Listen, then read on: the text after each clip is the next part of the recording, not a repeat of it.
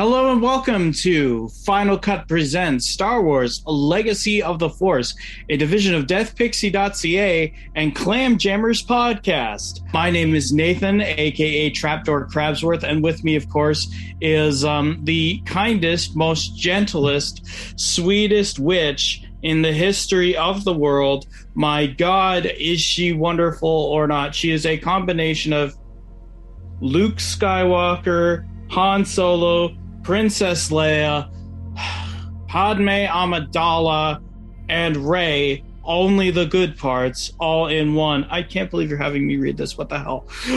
Please welcome Myry Witch, the head of Death Pixie and the Myry Witch Covenant, joined today for Free Blood. This was a sudden idea, wasn't it? Yeah, it was. It really was. Like, it was your idea too. You were like, okay, I kind of want to go through the Star Wars movies again, see if they're how I remember them. And me being me just thought, oh my God, that's a great idea. This kind of special podcast, it's going to be 9 episodes. At the beginning, we're going to give like what we remember. So before we watched the movies, we actually sat down and wrote, what do we remember from each of the 9? And we'll give you our hot takes at the beginning of each episode. So here's something hilarious. So before we viewed it, we ranked the movies. And we both agreed on our first place and our last place. So we are really hoping that they do not switch places. Oh God! We'll be very upset. So that'll hurt. So for every episode other than this one, are we going to be ranking them, or is that going to be done at the very end? We're gonna do it at the very end. So oh God! Yeah, and we're gonna compare them at the very end. But just so everybody knows, our top one is 5 Empire. Yeah, and our last one is 9, the Flaming Death Pile. What I remember of Phantom Menace, so I saw it in theaters as a kid. Now keep in mind, both of us are in our 30s, so when we say kid, that's anything under 17. So I don't remember what exact age I was. I just remember I was a kid. I think I was the tender age of 16 and a half. Yeah, like I remember, although the CGI and all the technical aspects was very innovative, I remember finding it very distracting. I have a note that says it was great to see the Jedis being cool. I remember finding it a little weird, the age difference between Padme and Anakin. I kind of felt that they should have put Anakin as like a younger teenager and Padme as an older teenager, but whatever. So you didn't like Cougar Town, the Star Wars? Yeah. Anyway. Also, the other thing, I remember Darth Maul being really cool. And as a side note, I actually wish that the Solo movie had been done as a series that then flowed into the story of Darth Maul, because Maul ends up putting himself back together through spite. And I have to commend that. I'm sorry. I have to commend that. Sounds so very you, though. That sounds very you. You were so spiteful, you put yourself back together. So that's what I remember. I do remember thinking the costumes at the time were gorgeous. And I know that they had a huge impact on me as a child, just seeing everything that was created. So that's kind of my hot take. And your hot take? So my hot take is simple. I'm going to start off by saying I don't have a lot of nostalgic memories for this one. So other than episode 1 Pod Racer, which was a game that came out around the time, I still contend it's ridiculously criminally underrated. Seriously, it's out for PlayStation 4, Switch, Xbox One. If you haven't played it, go play it. That's my cheap plug for the day. Now, I remember also there being a giant marketing campaign behind this as the return of Star Wars. It was around 99. I remember a Burger King kids meal coming with a Jar Jar Binks toy that you had to put together. So I'm hoping that some of it will hold up. I remember greatly enjoying Liam Neeson as Qui-Gon. The pod racing and everything around Darth Maul, who I would say more about it but I would have to agree with Myry there. Doing it out of spite. Spite is great. Spite's a great tool. So, you know, the whole Pretender Queen Amidala thing and the duplication I loved. Pod racing is awesome. Watto losing all of his stuff about when he's finally cheated, I remember loving to death. But I also remember having to fight myself to stay away for the first hour or so. The fan cut of this movie, which to this day, hot take, is better than the Disney Plus version of Star Wars, which is what we both watched. So I remember thinking to this entire movie, this is what happens when you give George Lucas complete creative freedom to do whatever he wants on a proven franchise. Looking back on it, if Lucas and Ahmed Best, which is the voice actor for Jar Jar Binks, to be relieved, had he been received better, he was going to be a dark Jedi in the vein of something like Dooku from a little later.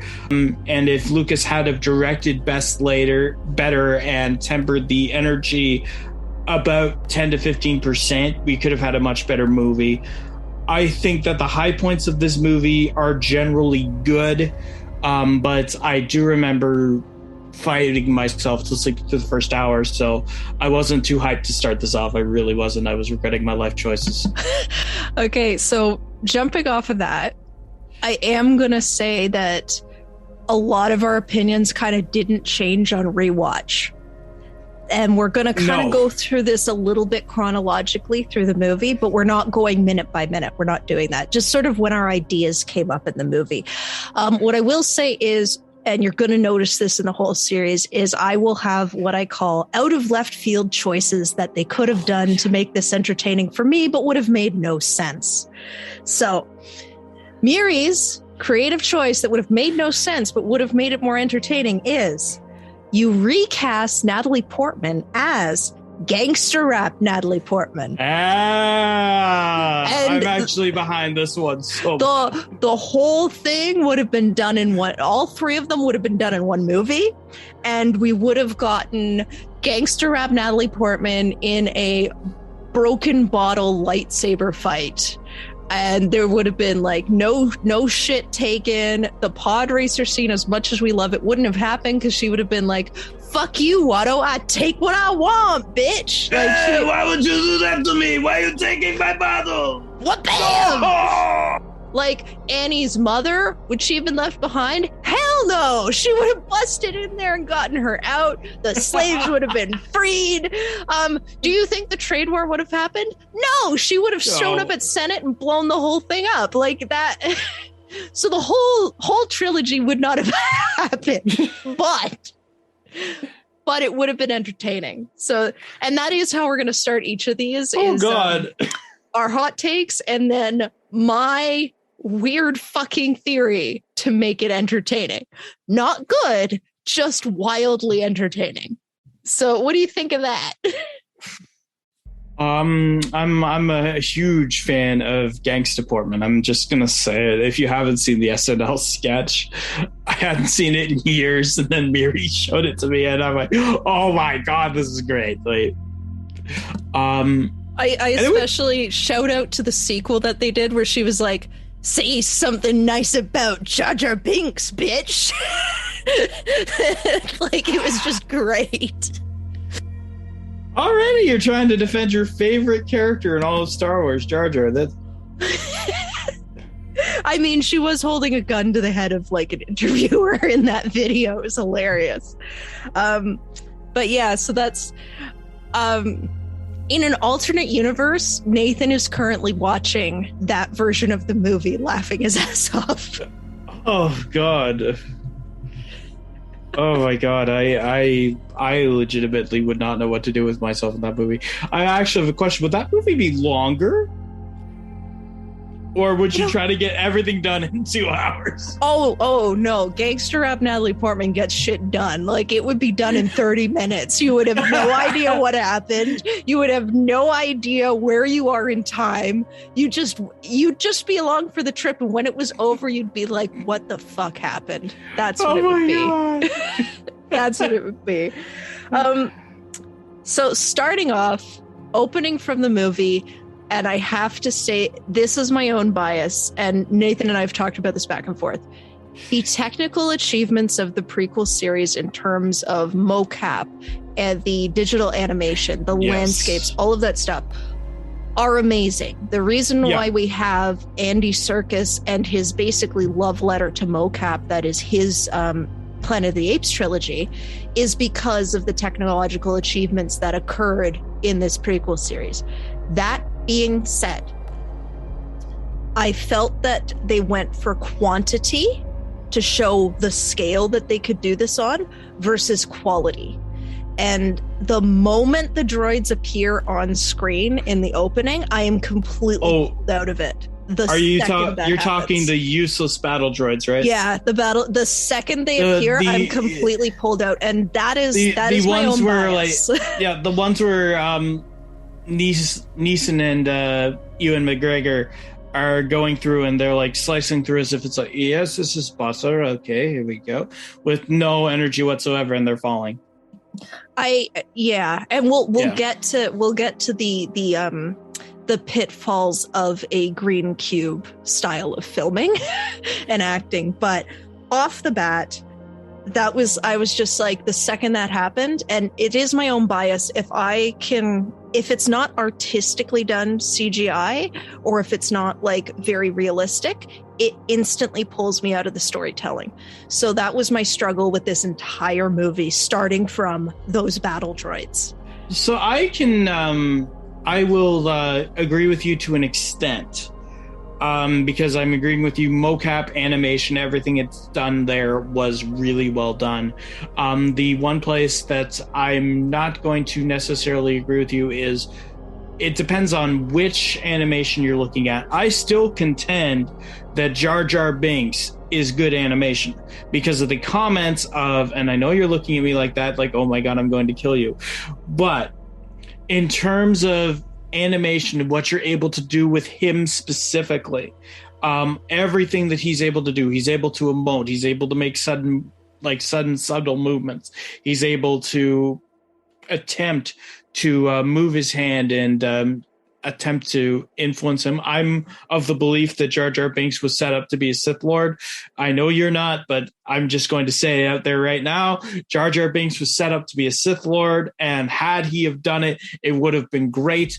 I will get into the pitfalls of why that didn't happen when you get to it, I'm sure. But when it comes to stuff like the battle droids and even some of the work on the Gungans not named Jar Jar Binks and the landscapes you were talking about, and especially the vehicles. Yes, that actually, I lied. The droids was what confirmed my feeling. That initial spaceship vehicle was what started my feeling. Yeah, so mine was, I know we're not there yet, but Battle of Kamino. The Gungans versus the Separatist movement, all the droids, all the vehicles. Technically, I'm sure it's great for 99. It did not age well. Not even close. Well, and that's what I mean when I say I felt they went for quantity over quality.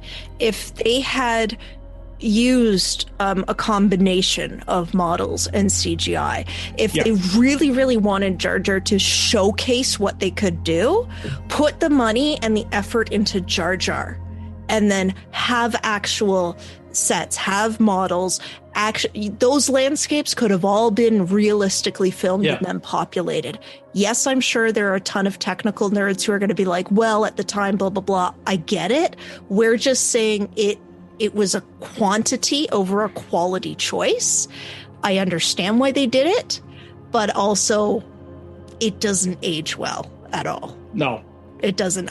Like I said, when Nathan mentioned that, I was thinking back on the animation of Jar Jar. It is really good, but once it's been rendered and everything, he still sticks out like a sore thumb. And again, I go back to have put the effort into a few key things to really showcase and really make that quality thing.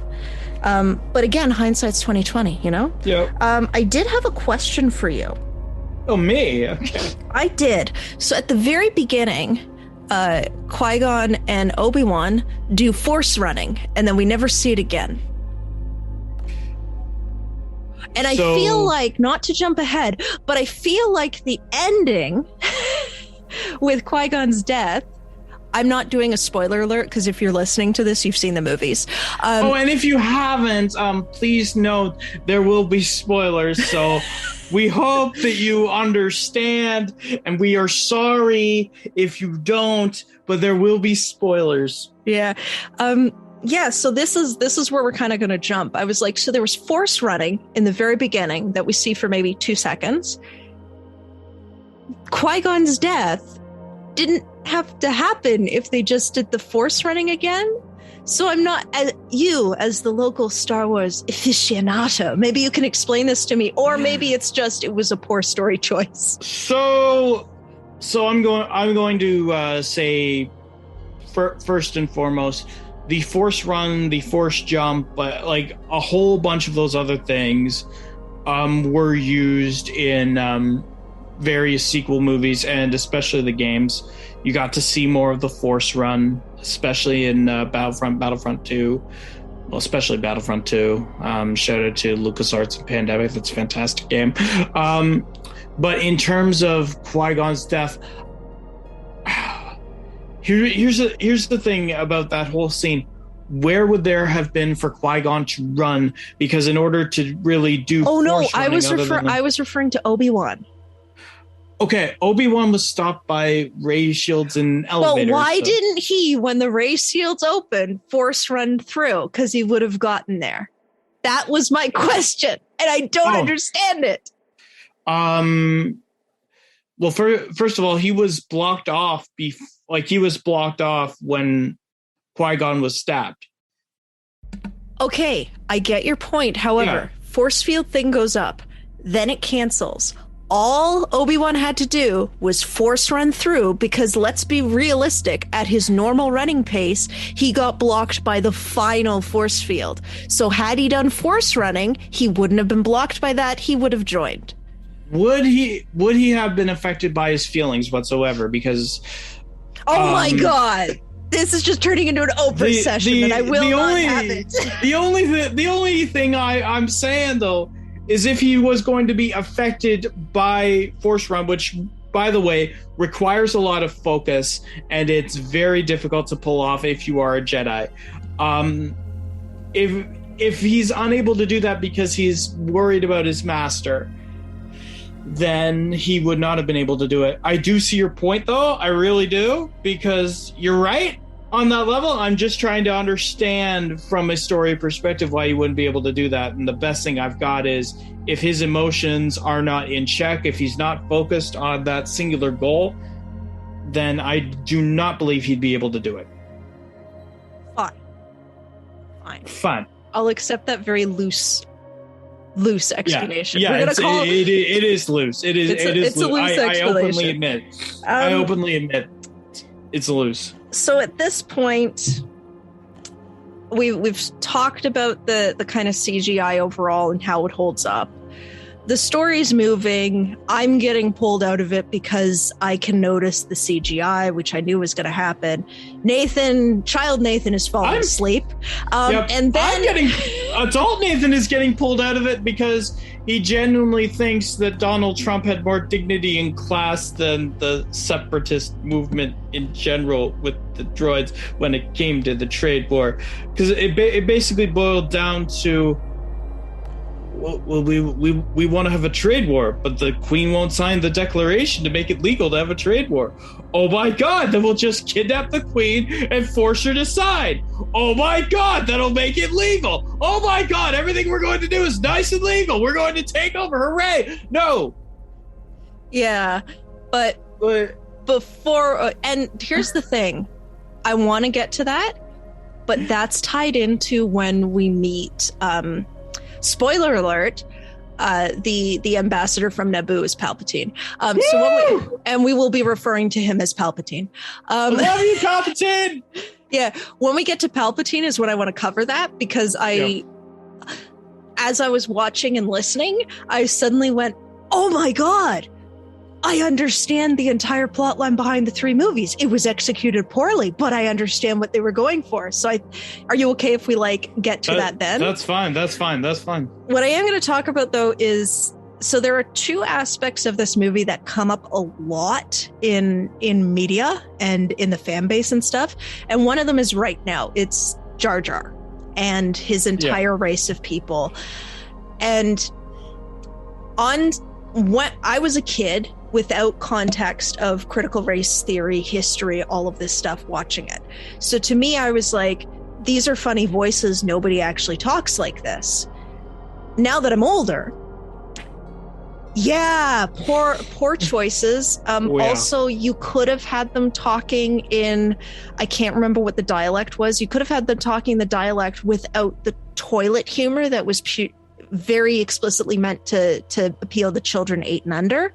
But to me, it was just lazy.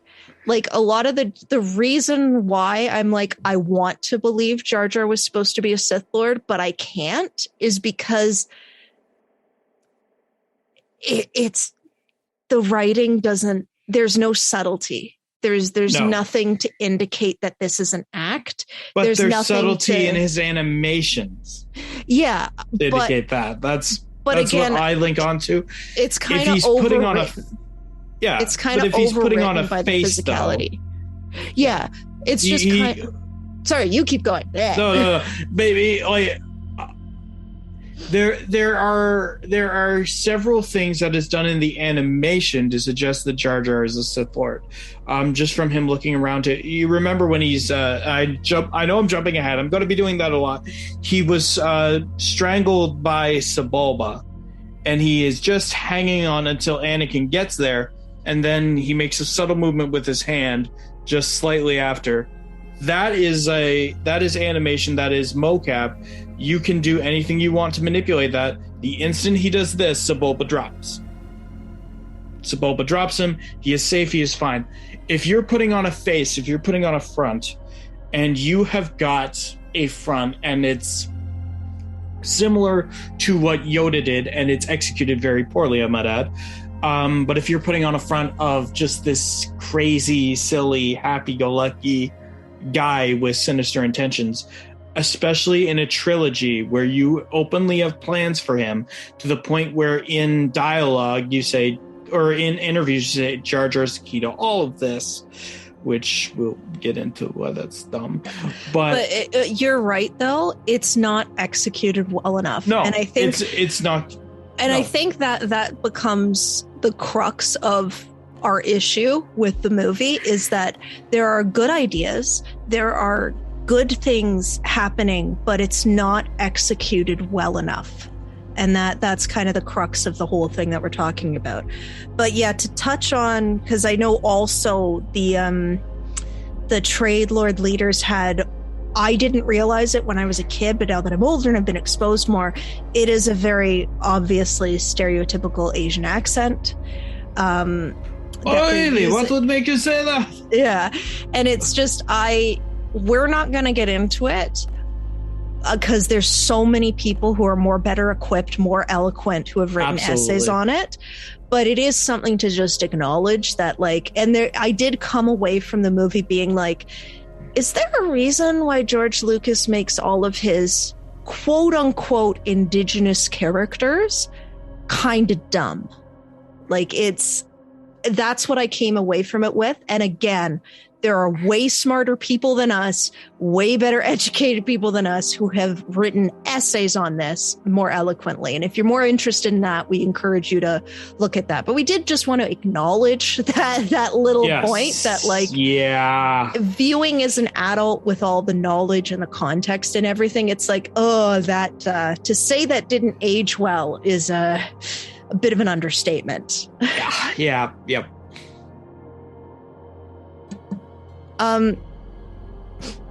Okay. So what I do want to stop and say is the score is fantastic. Yes. The score is fantastic. It actually takes where the script fails the story, the score actually makes up for it. Like the score is doing a lot of heavy lifting with the emotional aspect of the film. Especially when we talk about Anakin and his mom saying goodbye, which we will get to.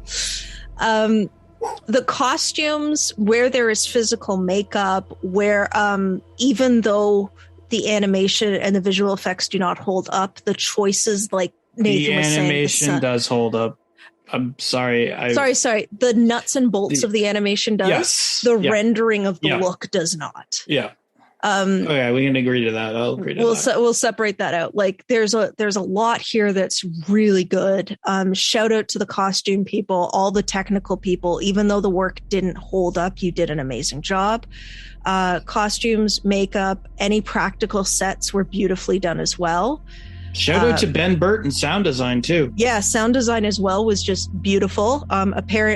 I don't know if this is true, but I heard that Ewan McGregor did have a problem with making the wom, wom, wom sounds. So kudos to sound if they had to get rid of that. Which, let's admit it, all of us would have done it. All of us would have done that. And here's the thing I will say about Ewan McGregor. His performance was really green in this movie, as was everyone who wasn't Ian McDermott, Anthony Daniels, Kenny Baker, or Liam Neeson. But he looked like he was having fun.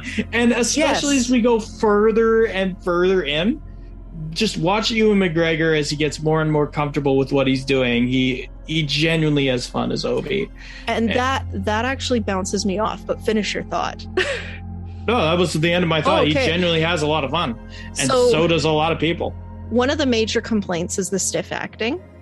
And I think what's important to remember is this is probably one of the first times we have the introduction of green box acting, where they are in a green box. There is nothing. They could be acting to a tennis ball, for all you know. Which is challenging, especially for people who do not have extensive theater experience. Yeah. And you really see this exemplified with the young actors, the inexperienced actors, especially when we start getting into, and we will be getting into this, Anakin as well as the other children. Because at first you're like, Jake's acting. But there is a scene where they have all the kids. Every single one of those kids is acting and delivering the exact same. So I don't know who the coach was. I don't know what direction they got. But I feel that kind of exemplified the challenges of being in a green box. I look at the Jake Lloyd thing as a pure product of Lucas direction. Lucas has never been able to direct children all that well, and we're going to see that as the franchise goes along.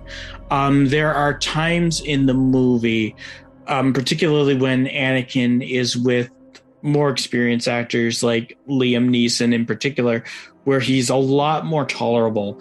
Look into those, and it works a heck of a lot better. And part of the reason why Jar Jar works better is because Ahmed Best was in the mocap suit for all of those scenes. You were not acting with a tennis ball when it came to Jar Jar Binks. At all. You know what? And, look, let's just actually go into Anakin. Like, overall, Please, Anakin in this movie. I actually came out of watching this movie angry. And I don't normally get like that, but I was sort of like, Jake was young. Jake was green. Jake was put up on this pedestal. He didn't have a director who was kid-friendly. If he had an acting coach, there was no acting coach that was kid-friendly. There wasn't enough guidance given to work with a lot of the challenges of green box acting or the nuance. What it does do is there's you're not getting it really. What it does do is it exemplifies the stiffness of the script. The script and how it comes off is very much dependent upon the actor's interpretation and performance. And when you give it to a less, I think Jake had almost no experience before he came into this. He was in 2 movies before this. but nothing on this scale. No, nothing on the scale of Star Wars. I should have to look it up. I think it's Jingle All the Way. Yeah, so just where he would play your generic precocious kid. Yeah. Whereas what was needed was somebody who, if they didn't naturally understand the nuance, had a good coach who understood it and could get that performance out. And I was actually very angry by the disservice they did to a kid. I want to emphasize, I don't care what you think of him now. He was a kid who was dealt a very big disservice by having, to me, almost no direction. And I actually came out of it really angry. In terms of, and I think the poor writing is exemplified by the goodbye scene between Anakin and his mother, because I can't feel any emotion between the two of them. The score is doing all of the emotional lifting for me there. Anakin flows weirdly between super happy, this is great, to oh no, to super happy, this is great, to scared, to the like, there's no nuance. And what I think is interesting is I almost think it would have been better if the mom knew ahead of when he knew that he was going to be leaving. And when he came home, the bag was already packed and she is saying goodbye, because the story of Anakin, when you go through all the movies, is a story of rejection. He is rejected by every single close relationship he has with people. That's why he grabs onto Padme and will not let her go, because of that terror of being abandoned. You see it with the Council wants to reject him off the bat. Yoda wants to reject him off the bat. Obi-Wan wants to reject him off the bat. And we won't talk about Mace Windu. We'll know. We're not going to talk. But everything in Anakin's story is a rejection. And I felt that it could have been made so much more emotional had it been starting with the mother. Blatantly being like, you are going to have a good life. You're going to have this. You're going to have that. I'm sending you off for a better life. And there were just missed opportunities. And again, I'm really like, there was so much for development with Anakin's story. He even says, I had a dream, I became a Jedi, I came back and free all the slaves. That is so much room for later on of this feeling of failure, that you failed in your dreams, you failed in your purpose. And what is the point now? This like nihilistic thing that just went nowhere. I also want to say one other thing. Qui-Gon and Obi-Wan are Jedis with lightsabers. Why couldn't they have just taken the mom? Like, what's Watto gonna do? We'll actually explain it. I explain it all. See, I have my slaves rigged up to explosives. If they leave the planet, I press the button, I kill them. What is so difficult to understand about that? Exactly. And again, we also see from the outset, they don't take his mom. Yeah. The Jedi betrayed him from the beginning. And more importantly than that, I'm sorry, it was set up for the Jedi to take his mom. And I remember having this in my notes too. Jedi are scum because if Watto attempts to go back on the deal right away as soon as they wins. And instead, Qui-Gon was given the history by Anakin of the history of their slavery. He knows the Hutts well enough to know from the briefings in Tatooine, they are not nice people. They are gangsters. They are vindictive. He knows all that. Why wouldn't you attempt to, for somebody who beat the Hutts, I want to remember this, beat the Hutts, immediately go to Jabba the Hutt and say, we had a deal. It's a gambling deal. It was for the boy and for like all of this other stuff. Jabba would have taken Watto and thrown him to the curb. You could have easily had them both, because Jabba would know that taking away two slaves like Qui-Gon originally wanted would hurt Watto, an enemy, more than it would help Qui-Gon, who is neutral at this point. You knew all that stuff going in Qui-Gon. And the other thing too, like if you are worried about the midichlorians of Anakin, like if you can sense something about Anakin, just like his mom, don't take his blood in the form of like testing it for infection. Don't do that. You're already shady as hell. You betray Anakin from the get-go by not going all the way, which you know you can do with Watto, and he hasn't really given you any reason not to. So, yeah, no, they failed Anakin from the beginning. But Watto get to keep his slaves! Ah! Yeah, like that's the ultimate issue of Anakin, is I feel Jake was done a disservice by not having proper support to act. And then Anakin, like I said, there were so many threads there that will lead to the third movie that would make sense. So many threads of people, of rejection, the Jedi betraying him, all of these other things that just don't connect. If memory serves, we'll find out, but just missed opportunities to actually breathe a bit with the character. So with relation to Jake Lloyd, he was involved in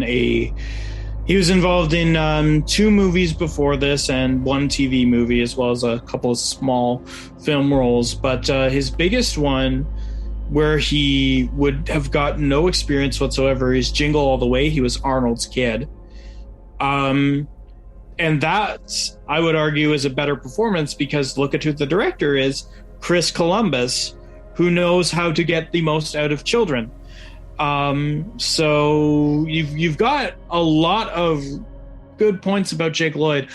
What I want to say, though, about Jake Lloyd is, even though he was basically given nothing to work with, he still at least tried. And he tried very hard. He tried. Yeah, and some of the things that he was able to do, dear God, I wish Hayden Christensen could do after that. I'm sorry, but, and this is probably going to be the hottest take I have after watching that movie, Jake Lloyd and Natalie Portman have a better chemistry than Hayden Christensen and Natalie Portman.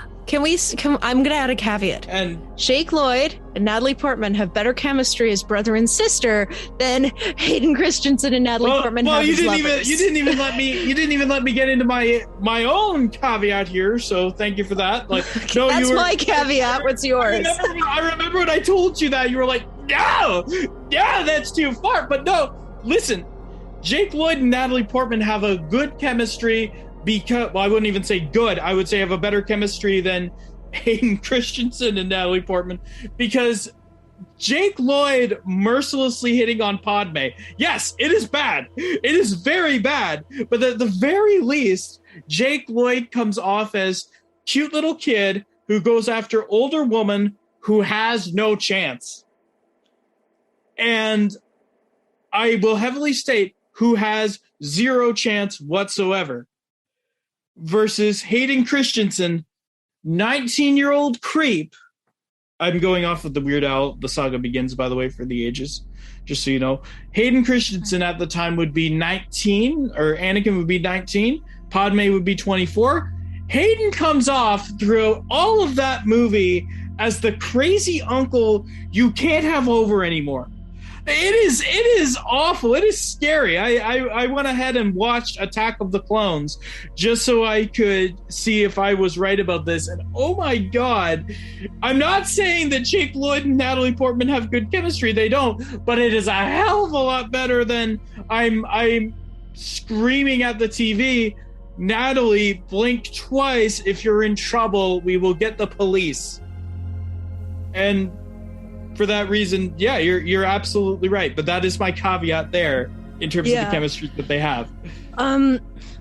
We're going to wrap up Anakin soon, I promise. The reason why we're focusing so much on Anakin is because you have to remember this trilogy was billed as the story of Anakin, as the transition. Rise of Darth Vader. Yeah. And that's why we're so on the writing, and because that's the source material. The source material is absolutely the writing, because it doesn't do that story justice. There are so many potentials that go nowhere. The other thing elephant in the room, the prophesized one, and the Immaculate Conception, I was like, they throw it out there. It didn't stick to the wall, so then they got rid of it. And I'm just like, no, if you were going to put it out there, the prophecy's still there, but the prophecy's still there. Yeah, but they do nothing with it. That's my point. Is I'm just like, you did nothing. It's just there floating around in space, and that wasn't good. If I remember correctly, it took like 5-6 movies for them to actually do anything with it. So yeah, I'm just like it. I don't know what to say there. When Anakin is rejected by the council, they use the excuse he's too old. But when they're in that cloistered discussion beforehand, they're like, he misses his mom. Fear leads to blah, blah, blah, blah, blah, to hate, blah, blah, blah. And I'm like, the kid hours ago was taken away from his mom. It, like, you're putting shit in his head that shouldn't be there. And then also this notion of Anakin is too emotional, he cannot join. Is that not the definition of toxic masculinity? I wouldn't even say toxic masculinity. I would just say the definition of toxic. Yeah, because I'm just like, why? The kid, why? The kid is grieving. The kid is really grieving. And he's grieving the fact that, as far as he knows, he is with these two people.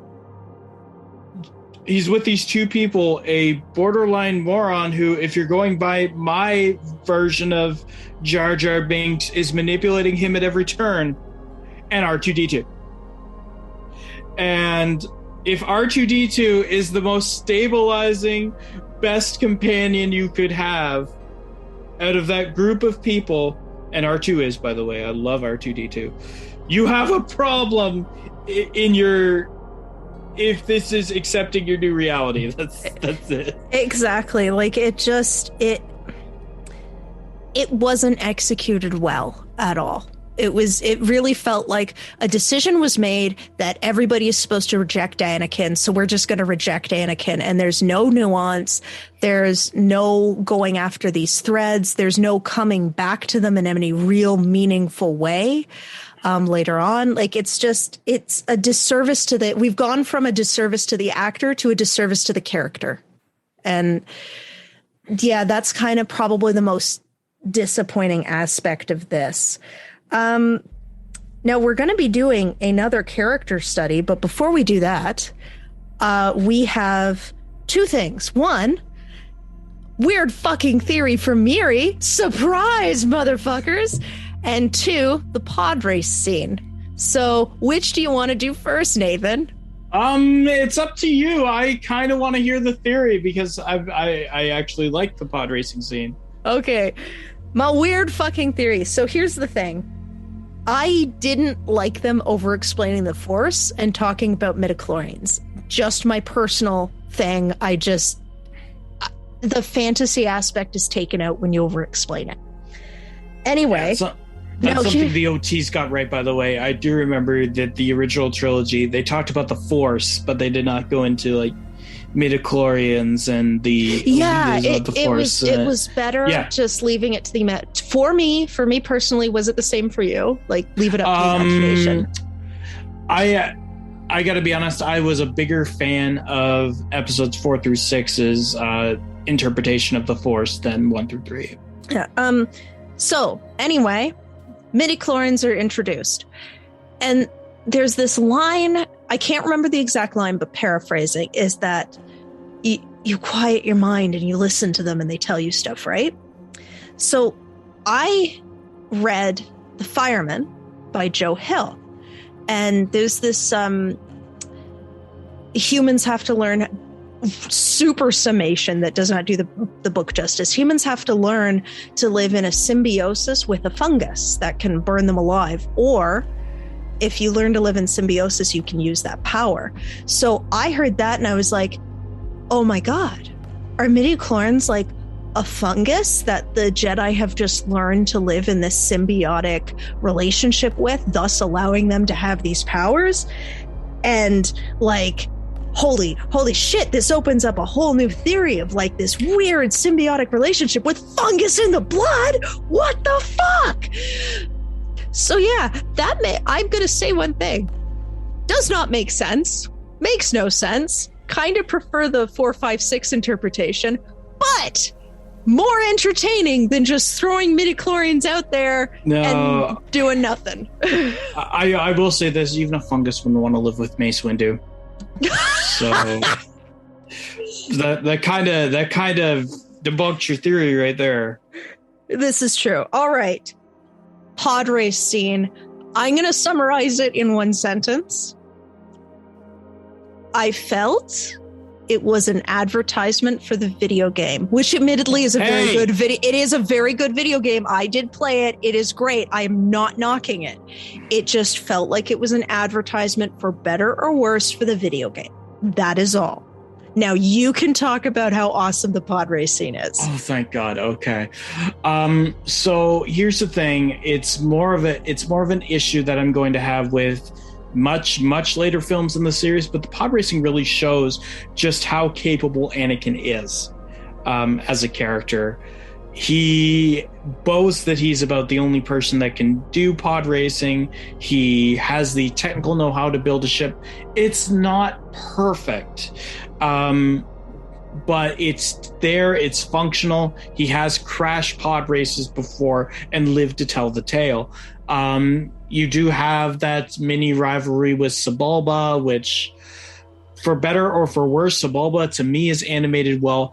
Watching back the pod racing scene, there is one or two spots that really get to me. One that shows Anakin's potential as a Jedi, which is really, really good. Prior to the start of the pod race scene, Sebulba sabotages Anakin's ship to the point where towards the end of the race, a power coupling comes loose. This is just at the point of where Anakin passes Sebulba by doing a huge flip off of it was off of the pit lane, huge flip off. It's fantastic. But Anakin is able to instantly, using the Force subconsciously, stabilize that thing so we can attach it together. That is a heck of a lot better than instantly tapping into all of your Force abilities whatsoever and being on the level of a dart. I'm getting ahead of myself. I do apologize. But those kinds of scenes are where Phantom Menace truly shines, because right now it's all about character building and capacity building. And that's what the pod race scene really did. It shows that the Jedi aren't like these all pure, all-knowing, well-meaning characters. They are very, very shady when they need to be or when they want to be. It shows just how much faith that, well, to an extent Padme, but more so Anakin's friends, his family, all of that stuff have in Anakin. To the point so that when he's taken away, the capacities that he's shown are why he's being taken away, but all of that love and support is now instantly gone, and you felt that, and you know what that's done for Anakin, whether you want to admit it or not. One of the few things Jake Lloyd did really, really well is the pure joy on his face when the pod racer started to work. You feel that, you felt that, and it was fantastically well done. And the pod racing, for what it's worth, is it an advertisement for the video game? Possibly. I'm not gonna sit here and say no, it's integral, even though it is. But the pod racing in general was there to show Anakin's capacity, Anakin's capability, and had we got more of that for all characters, it would have been absolutely wonderful. The one thing I absolutely hated about it was Jabba the Hutt totally half-assing it, because I did not remember that from watching the movie through the first time about 20 years ago. I don't believe Jabba the Hutt would do that. I believe Jabba the Hutt, particularly if there was somebody who had sponsored a racer that he either owed a debt to or just plain didn't like, would be watching that racer intently and trying to call them out for any minor infraction whatsoever. So pod racing wasn't perfect, but if you are going to go back and watch The Phantom Menace, I would argue pod racing is a high point, not only from a technical standpoint, it's great, but from a character standpoint, anything building up to it is great. No, I agree with you. Just one thing to mention because of it felt like a commercial for the game. I'm not saying the scene wasn't necessary. I'm not saying that the scene wasn't good. I'm just saying it definitely succeeded in making you want to be in the pod race. Yeah. It definitely succeeded in making you want to do it. And it is a very good game. I remember playing it and enjoying it. The other thing I do want to touch on is there are many positives, many negatives in the movie and stuff. We're just trying to talk about it. If the point was to make it a trilogy for the story of Anakin, the fall of Anakin, the rise of Darth Vader, that's kind of the lens that we're looking at all of the characters and the plot choices through. Yeah. And are there moments? Yes. But those moments are never given time to breathe. It should be noted that this action sequence was probably the best acting of Jake that he was allowed to do, the best show of his competence and his technical ability and how advanced like the character of Anakin was at the time. It's unfortunate that was it, that there was no help with No, there's no help with the emotional stuff. That's what I was saying. With the Padme stuff. Yeah. In terms of his capacity building, it is there much later in the movie. Yeah, no, I was just meaning when we're talking about, I'm always going to go back to the scene where he says goodbye because it was done so badly. Okay. It was done so badly, and I'm not blaming the actors or anything. I think the direction in the script was failing them. There was nothing to work with. It wasn't an actual goodbye. But that's the thing is the pod race scene does actually help a lot. And here's the big thing. It's fun.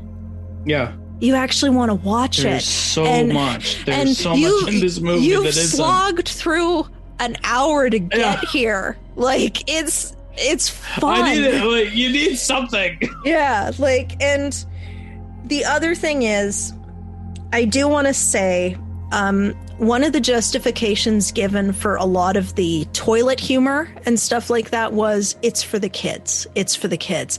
And I think a lot of people don't remember that before this movie came up, leading up to this movie, there was an unprecedented amount of merchandise.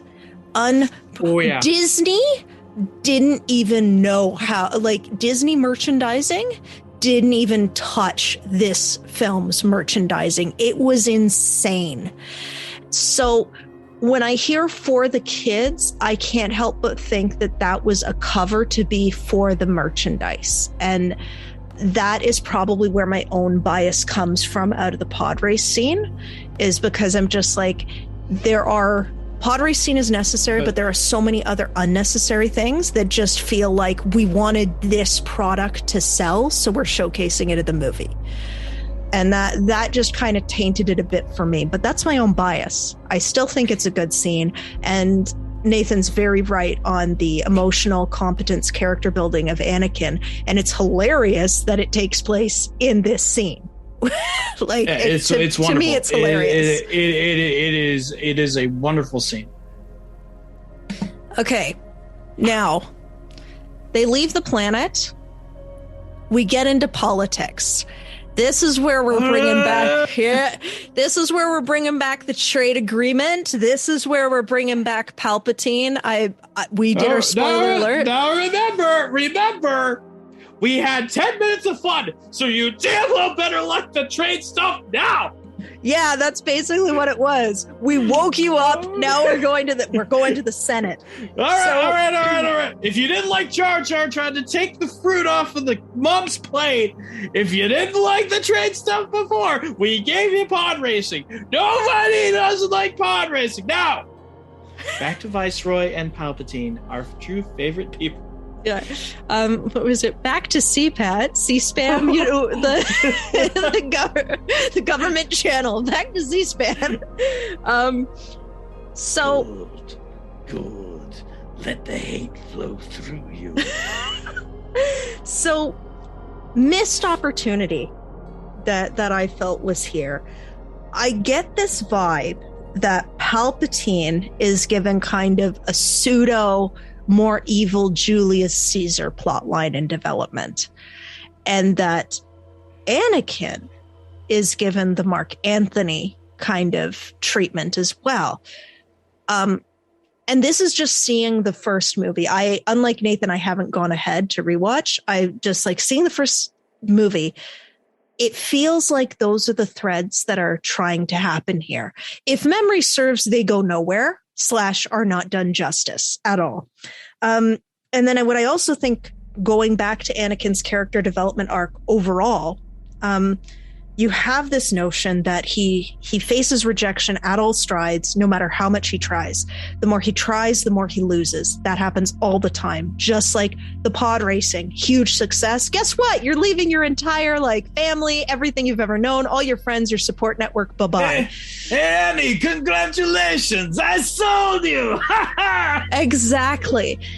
We have no time to breathe with that. But when you take that into context, you can see why Anakin would be like, Palpatine takes action. Palpatine wants to create a universe where everybody is happy, for better or worse, because obviously for worse, but where he believes everybody is in a happy symbiosis, even though they're really not. And so to Anakin, that feeds into this notion of no one's going to leave me.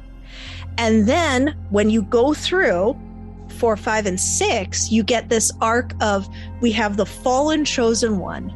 The chosen one rises up, kills Palpatine, and he dies, restoring balance to the Force. And not to get too far ahead, then 9 basically spits all over that. If I can't talk about it, you can't. Yeah, so I'm not going to talk. But that's the thing, is I'm watching this first movie and I'm just like, we've got this Julius Caesar, Mark Anthony thing already here.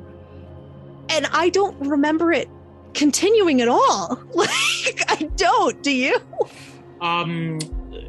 It does to an extent. That's what I will say. I did on viewing of Attack of the Clones, prior. I can honestly say I didn't see it. Looking back on Attack of the Clones now, having watched it a couple of days ago, and probably will watch it again, before this time next week, you can see it. It is there to an extent. It's in terms of particularly what Anakin values in leadership. Yeah, and it was such an interesting realization for me to be like, this is what they were trying to go for. And again, I just don't think they gave it time to breathe. That's all. A lot of stuff they don't give time to breathe in this movie. We must suffocate you. We must suffocate you. Listen, Jar Jar Binks. You didn't want me to breathe. So that happens. Queen Amidala is like, fuck this, I'm getting my people safe. Goes back to the planet. And then it leads into big fight on the plains. The Naboo people running to the spaceships to knock out the thing that is controlling droids. And big lightsaber. I remember the lightsaber fight at the end of this movie being the big deal. So yeah, it was. This is what we're talking about now. We have droids and the we have big fights. We have the droid army. Versus, we've got the lightsaber fight, and we've got the space fight. We've got the space fight, and we've got Annie and R2. Yeah, so there's a lot happening. I had a funny take on the lightsaber fight, but Nathan has points about the droid battle on the Windows save screen planes. So let's go over to Nathan. Oh my god. So this fight is wonderful. First of all, points to Jar Jar being an evil Sith Lord. Remember, this guy is exiled. He comes back with 3 people to go and get the Gungan army together to join this thing. Comes back with 3 people. One of them is a queen who kneels to her feet. And by the way, if I can criticize Natalie Portman for anything, it's going to be the same thing I criticized Carrie Fisher for in episode 4. She does this dignified British accent. I don't know if you see it through Phantom or not, but it's totally there. I did research on this. Yeah. Firstly, I'm going to say this to people. I am a huge fan of Carrie Fisher. I love her. I think she was the greatest wit of this century. I've read all of her stuff. I've listened to I've seen her plays half live. Half the notes she sent about this movie were for Leia. I'm like, dude, you get it. You love her. Yay. Yeah. But it's because I love Carrie Fisher. So Carrie Fisher, she actually, her mother just randomly went, I'm sending you to theater school in England. To, bring some prestige to the family, because that's what you do. Oh, for those of you who don't know, Carrie Fisher is actually the daughter of Eddie Fisher, who is a very famous singer, and Demi Reynolds, who I think she even won Oscars and Golden Globes. She was very famous as well. So when she came in to do Star Wars, she was fresh out of that theater school where they made her talk like that. So she actually freely admits that it's a weird fucking voice. Yeah. But when it comes to Natalie Portman, they paired her with dialect coaches, and she was to study the cadences of people like Katharine Hepburn and anybody with that transatlantic accent, which, just so everybody knows, that transatlantic non-colloquial accent was started in Toronto. So yay, Canadians. Because we're doing great, eh? But yeah, so just like a little background on that, which I found interesting. I don't think it was a very good choice. No, I don't. No, it wasn't. I'm glad that Portman dropped that when we get to Attack of the Clones and Revenge of the Sith. She, for the most part, dropped it. And like he comes back, but anyway, Jar Jar comes back with these 3 people: Qui-Gon Jinn, Obi-Wan Kenobi, and Padme. Padme beckons to them to go, and all of a sudden, everything about Jar Jar Binks totally changes.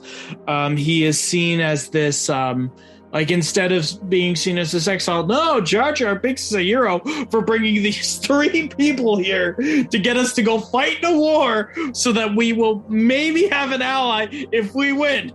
By the way, we're probably going to lose just based off of the droid army in itself.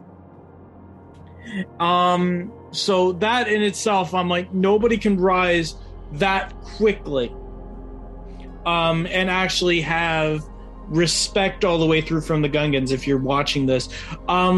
Jar Jar, however, in this fight is actually really interesting if you want to go with my theory. He does a lot of drunken wushu kung fu, which is a Don't call it drunken wushu kung fu. It absolutely was not, and I will fight you on it. You can say it was a bastardization of drunken wushu kung fu, but it absolutely is not. I didn't say it was good. It's a bastardization of it. It is a bastardization of it. Yeah, but you just jumped on me. I didn't even say it was good. I'm just saying that's what they're going for, the drunken wushu kung fu. So anyway, horribly. It is executed horribly.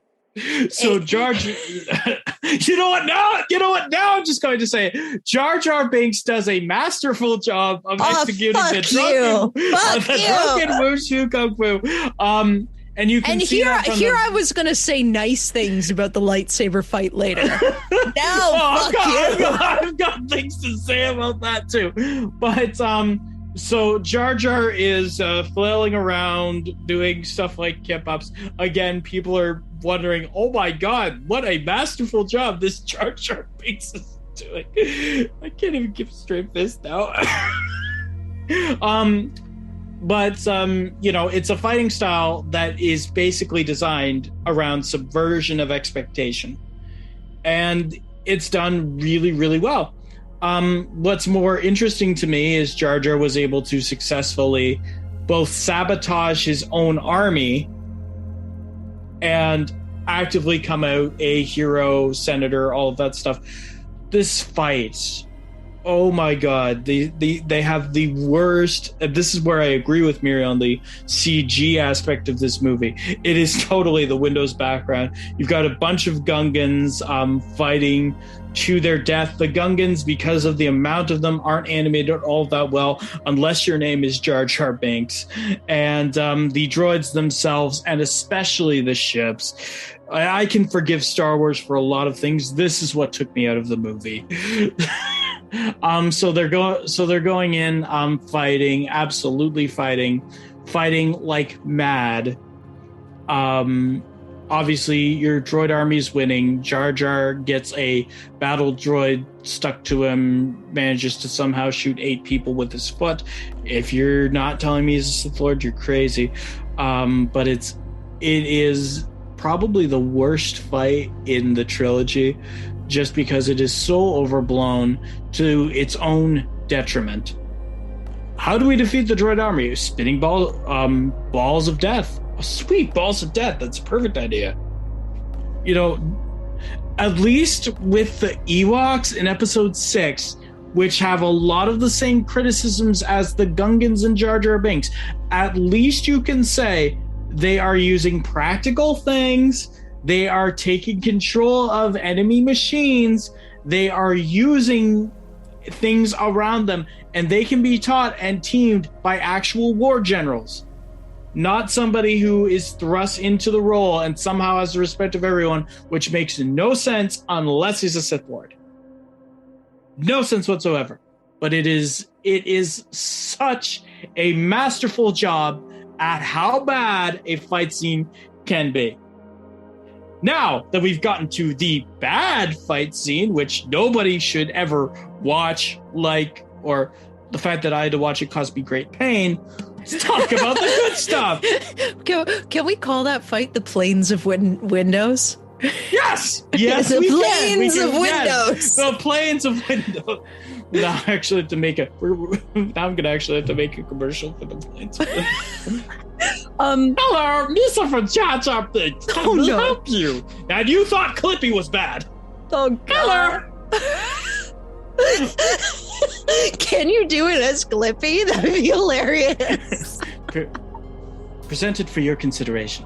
Hello, I'm Clippy. You thought I was bad. But your Windows experience could have been far, far, far worse. During the development of Windows ME, we had another option available. And he was absolutely horrible. Hello, Mr. Jar Jar Binks. How can I help you today? I'm searching for, the TVO Kids crew. TVO Kids, okay. Mr. Would you like to install Bouncy Buddy? What even is that? God, no. Mr. Love You. Here is the email saying how much Mr. Love You. Subject line, Mr. Love You. Okay. Oh man, that was creepy. So now we're going we're going for the saber fight, right? It doesn't matter whether you go for the saber fight or the space fight. I don't care which one. You know what? Let's do the space fight where Anakin gets his trench run. What I love about it is that it's an internal trench run that is different than your episode 4 and episode 6 run. To certain other directors out there, who had this franchise, who are much, much later, I want to say, this is how you do a nostalgic space fight. Don't do it exactly the same as movies that happened 20, 30 years ago, because throwing shade right now. Major shade has been thrown. But anyway, aside from those directors that I want to say did something so much worse than this movie, aside from that, it was really well done having Anakin. Again, the ship is on autopilot. It's got all of its directions because Anakin was somehow shot out of the sky and the place was heavily damaged.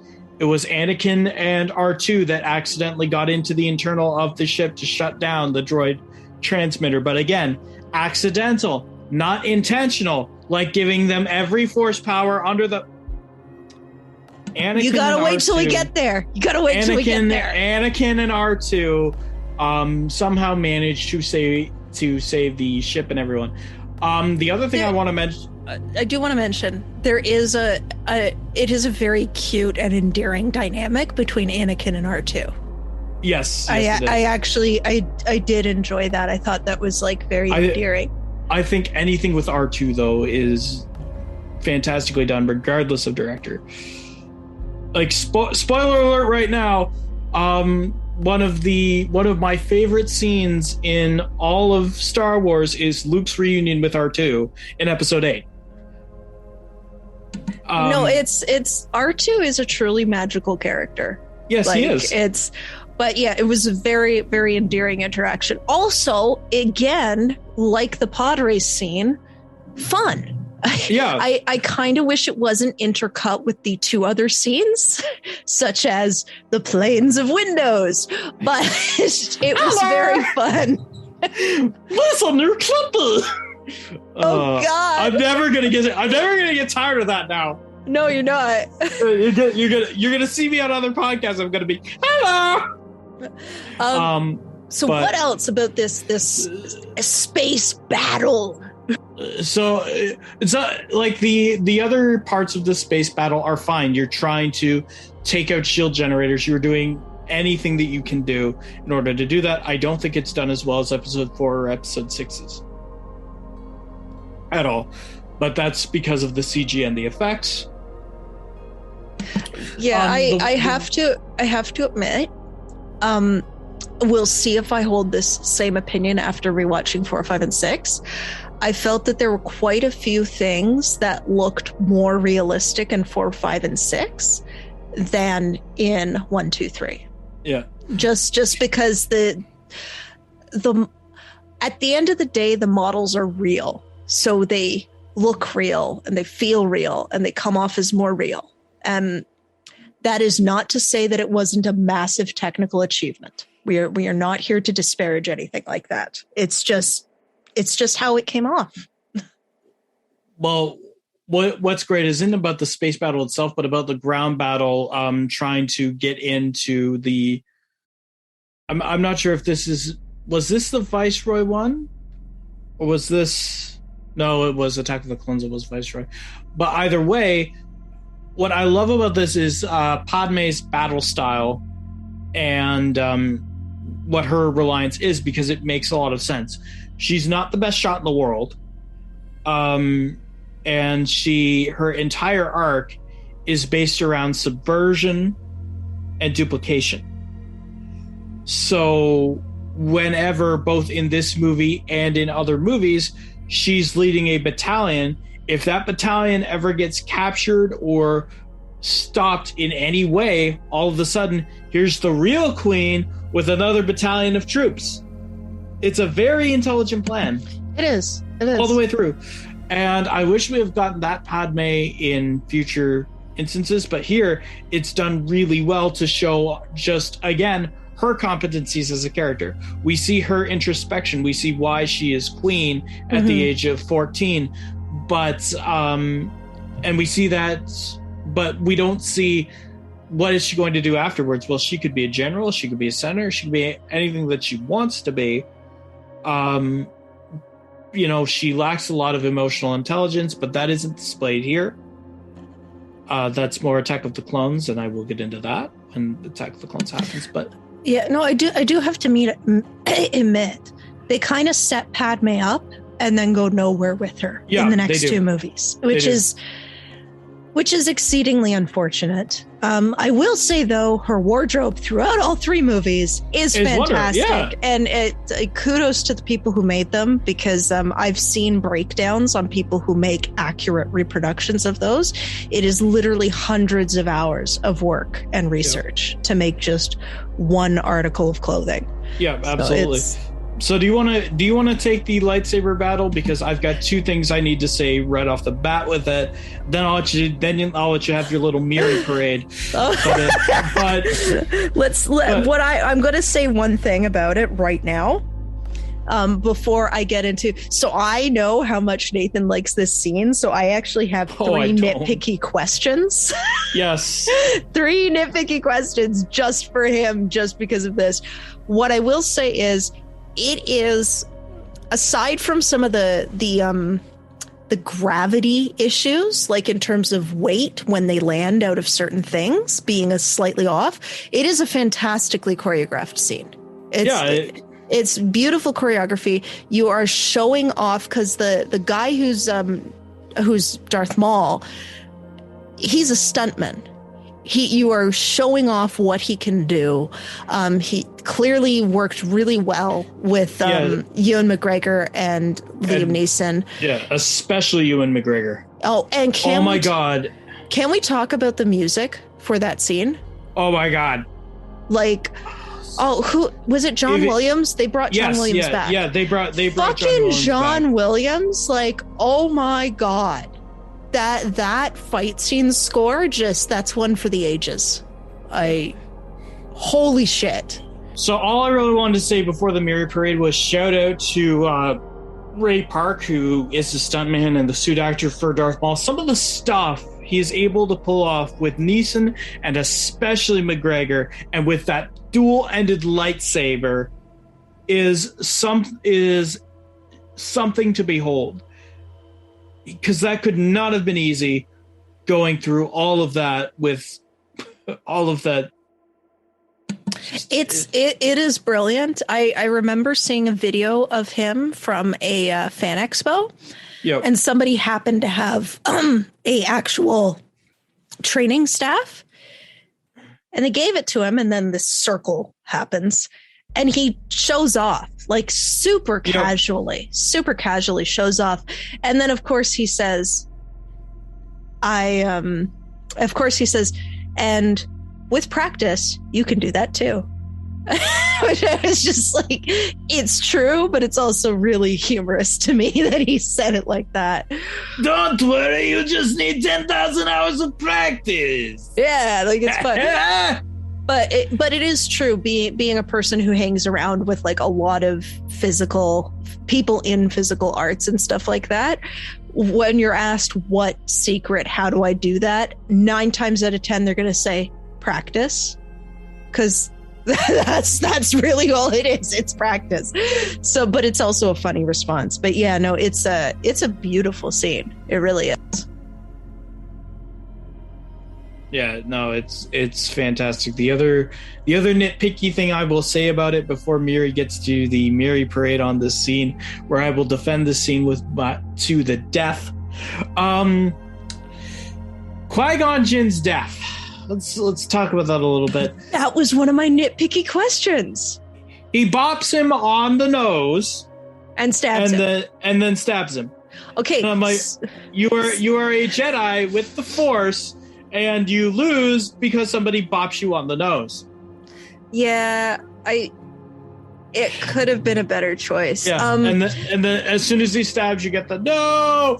But none of that is really earned. And I know we haven't talked about this very much, and we will get into it with later movies, because I think later movies did this better. Qui-Gon and Obi-Wan never really felt to me like that teacher and student relationship. It felt like two separate work colleagues who barely interacted but could get stuff done well together. Needless to say, Obi-Wan was Qui-Gon's Padawan. And, and in like future movies, there's a lot of respect between Obi-Wan and Qui-Gon, except when it came to the Jedi Code, which Obi was a lot more stringent on. I would have liked to have gone into that a little bit more than what they would have done. And some of the stuff where Qui-Gon is basically ordering around Obi-Wan could have been explained a lot more in character moments. You could have done so much more with those scenes. And again, that's kind of where the writing falls flat. I want to know why immediately when Qui-Gon says, "Hey, I found a kid. I think he's pretty good, man. We're gonna take him away." Why Obi didn't reject the ethical reasons as to why not take a kid, but he's like, "Why the hell are we taking a kid? You've already got a Padawan, and besides, he sounds like a douche." And when Obi meets Annie for the first time, Obi's like, "Okay, cool. Hi, my name's Obi-Wan. I don't give a crap about you." I almost feel like they were trying to go for the older brother, younger brother relationship and just it doesn't work. No, but they didn't give any writing aspect. They're also kind of ignoring the fact that like Obi-Wan is about to become a Jedi Master. Like Obi-Wan he's going to take the trial soon. Yeah, and like if he was acting like that, then that's going to go, we're getting way too deep into this. I know I'm about to get too deep into this, but that goes into the question of how come Obi-Wan, who's been through all this training, still has these irrational emotions, but that's fine. He can become a Jedi Master, but Anakin misses his mom. And that's like, oh no, he can't be one of us. Like it doesn't, you need consistency in your world. You need consistency. Like it's with you there, you there. Totally there. The only thing I can think of is they were trying to make it a older brother, younger brother situation, but that doesn't really work for this. It doesn't make sense. It didn't work for that film. It certainly doesn't work for the trilogy.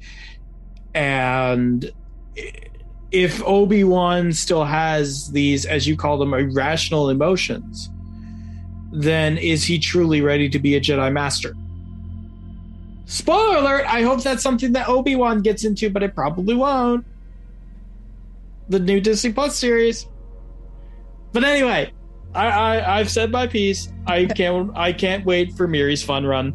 Yeah, okay. I do want to say, because we mentioned series, Mando's a good one. I really like the Book of Boba Fett, and I want to do a shout out to the amazing combination of puppetry, makeup, costumes, sets, and CGI and animation. And also I do want to do a big shout out if you haven't seen the video on how they're using an LED backdrop. It is fucking gorgeous and genius, and I think it's an incredible innovation. I think it's beautiful, and that's me nerding out. So now that we've had that lovely break, Myry's fun run. Myry's fun run. I want to be perfectly clear. Aside from like just a couple issues I had with the gravity in a landing not making sense, choreography is beautiful. The ending of the fight seemed a little lazy. But now we get into my fun run of weird nitpicky things just to make Nathan angry. So,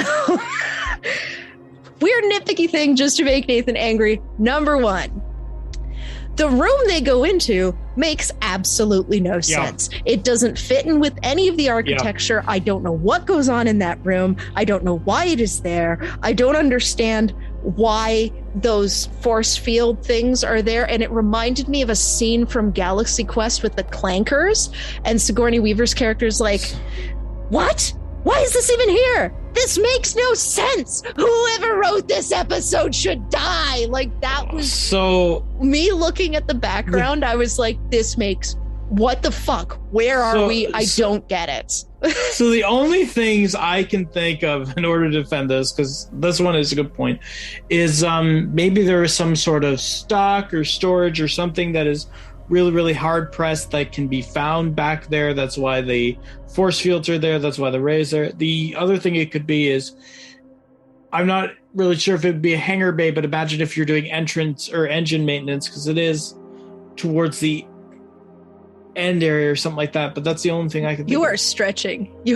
I know. I know I'm so stretching. I said those are the only things that I can think of that it could be, because you're right, that room makes zero sense whatsoever. That one doesn't make me mad because I share a lot of your opinions, but if you want me to defend this scene to the death, this is kind of what I have to do.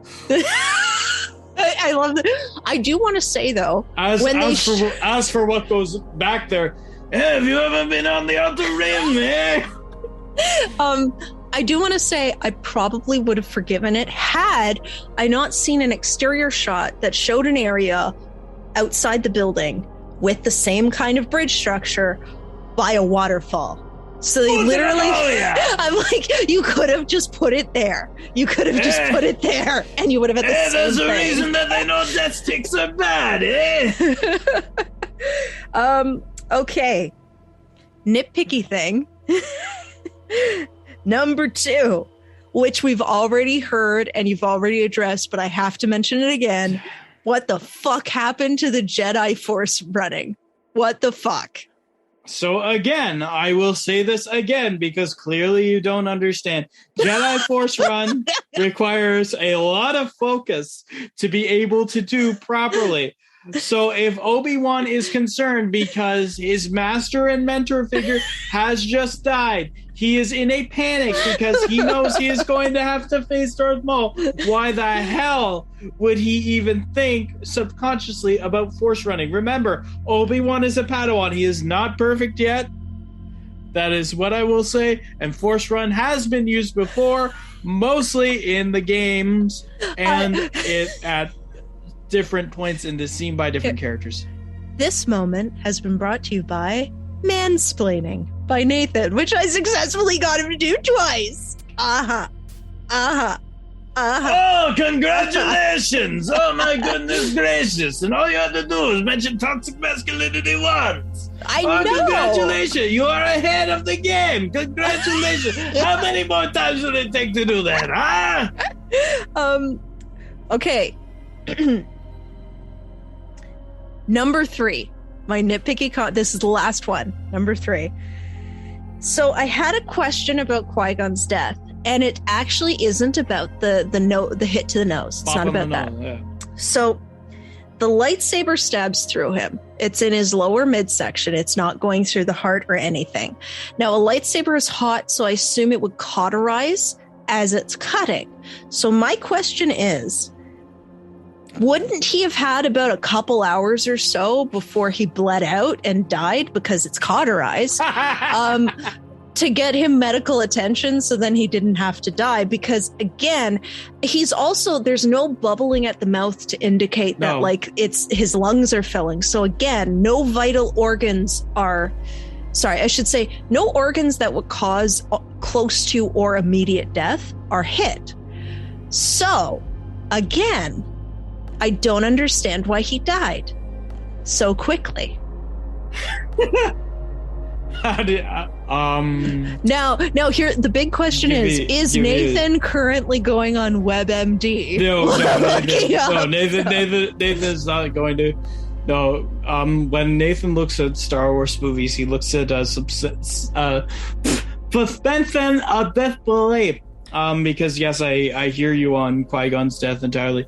The only thing I can think of is Qui-Gon throughout the entire story, at least to me, was portrayed as somebody who wanted to go against the grain and impart that knowledge onto like his Padawans and basically the Jedi Code, challenge conventions, other items like that. Qui-Gon was the only one to look at Anakin's mother with any sort of sympathy whatsoever. I would argue that any other Jedi, especially Mace Windu, would be like, oh geez, I'm Samuel L. Jackson, take him away. Spoiler alert, I love Mace Windu. He very clearly, especially in Attack of the Clones and Revenge of the Sith, Mace Windu makes total sense. We're gonna get into it, but I just want to let you all know in the next 2 reviews we do, because you mentioned Mace Windu, we get into Myry's theory that Sam Jackson just showed up on set one day and started improvising. Well, that'd be the only way it makes sense. For God's sakes, he's the only one that doesn't address Yoda as Master Yoda in the entirety of that trilogy. Even Darth Sidious addresses him as Master Yoda. There's a level of respect you have to have.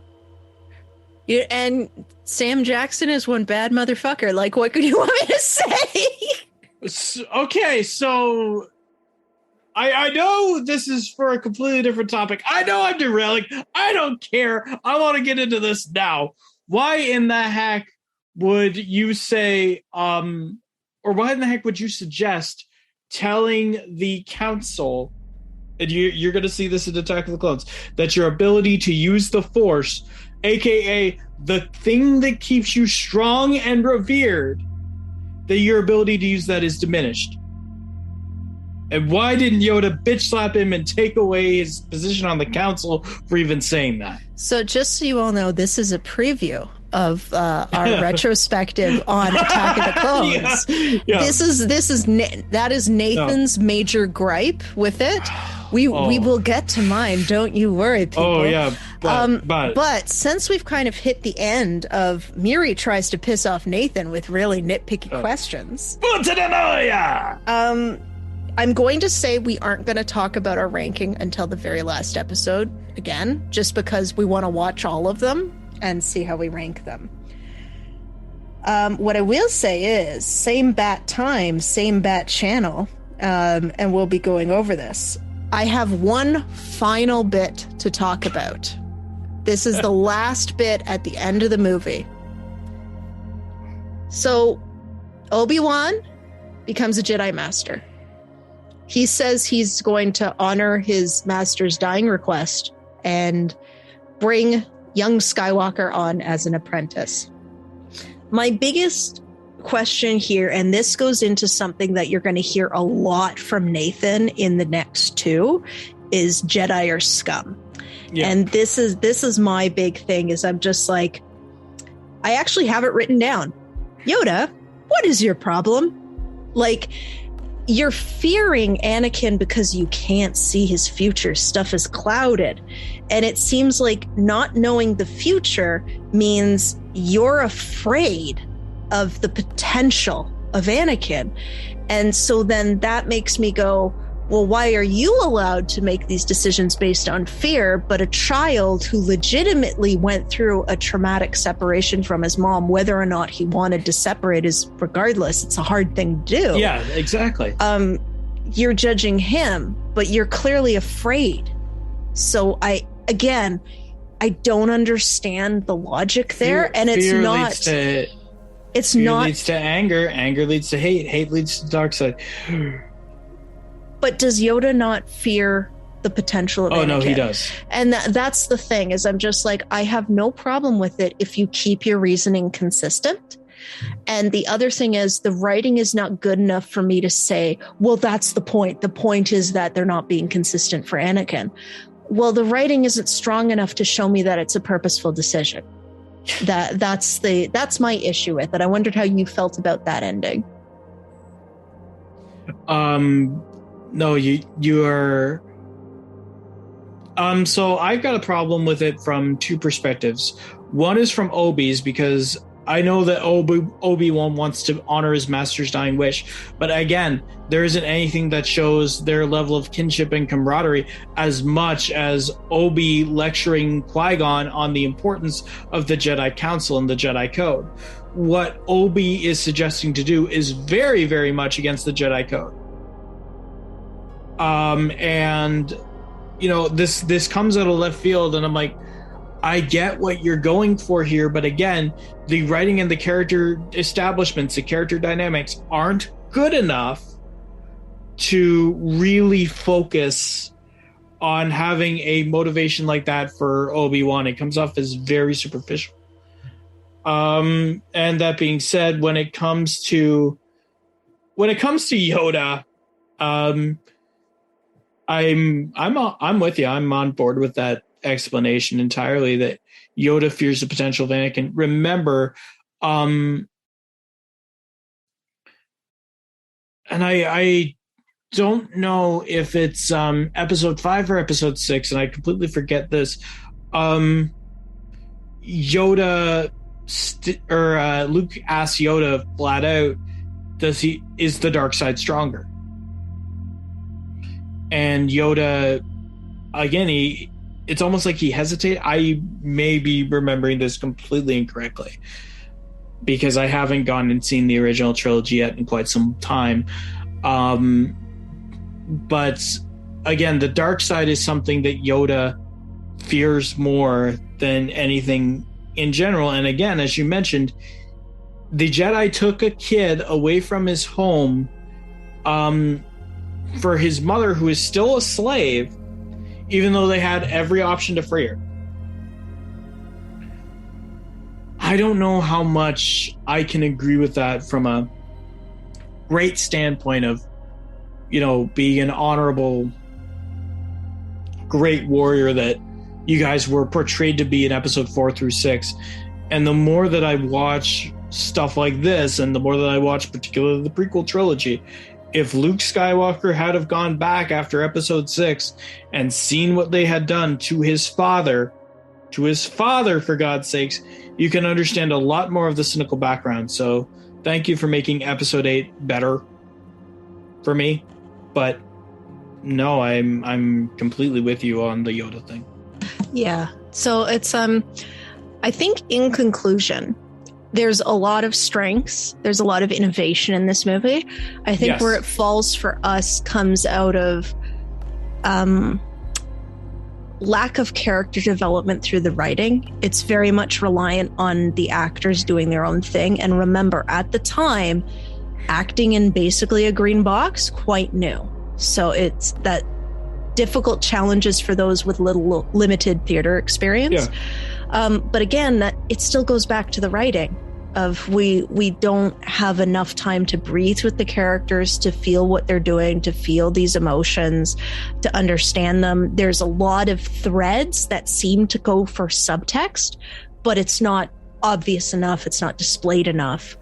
I think, yes, the overall rendered effects did not age well. They didn't age well, but they should be given kudos when put in the time period for just how innovative that was. I'm also trying to think of, I kind of think I would have had a more positive opinion of this movie if I didn't know it was part of the 9. If it was like its own thing, okay. But the fact that it's part of this overarching story and meant to build us up, like, you already know who Darth Vader is. You already know who his kids are. Like, this is the beginning of that. Yeah. And it didn't feel like a beginning. Yeah, that's more where it fell for me. Yeah. But I would argue to somebody who hasn't seen the trilogy of stuff before, it could very well feel that way. When we go into that movie, like, at least I know when you went in and when I went in at whatever age we were, like 11 or 12 for you, 9 for me, going into this movie, we'd already seen the original trilogy. We know how the story ends. And this was more about, the story beginning. And from our perspective, we don't need to see that. For somebody who's looking at this from the perspective of, I want to go down, I want to sit at Disney Plus, I'm a 7 or 8 year old kid, I've seen maybe Star Wars Rebels on TV, and I want to see what happens, like what the characters are doing, where the big meat and potatoes came from that this was built off of. As a beginning, it does an okay job. I don't want to sit here and say that the movie falls flat or that the movie is bad, because, believe it or not, I respect this as a movie. I really, truly do. Outside of its effects, I do. The pod racing scene is really well done. Some of the relationships, like Anakin and R2, are really well done in this movie. Some of the things that you complained about, like Jake Lloyd and Natalie Portman, I think were done a lot better than any of us gave it credit for then or now, just because of how authentic that chemistry was, as bad as it was. And it was. I think the lightsaber fights were cool. I think the space battles were well done. Where the movie falls flat. Oh, and I'm sorry, I will defend Jar Jar Binks' animation to this day. I don't have a problem with the nuts and bolts of it. His animation is wonderful. He is expressive. He is wonderful. I agree with you. I'm just saying the final rendered product sticks out like a sore thumb. That's all. But I have to defend the animation where it's good. And on Jar Jar, the animation is very good. The places where this movie falls flat for me is in the characterization. I remember going back and reading through my notes for pre-watch this. If they had tempered Ahmed Best by about 15% and added in more subtlety to his delivery, I would argue take that back by about 30%. I forgot how balls off the walls wacky he was. It could have worked a lot better.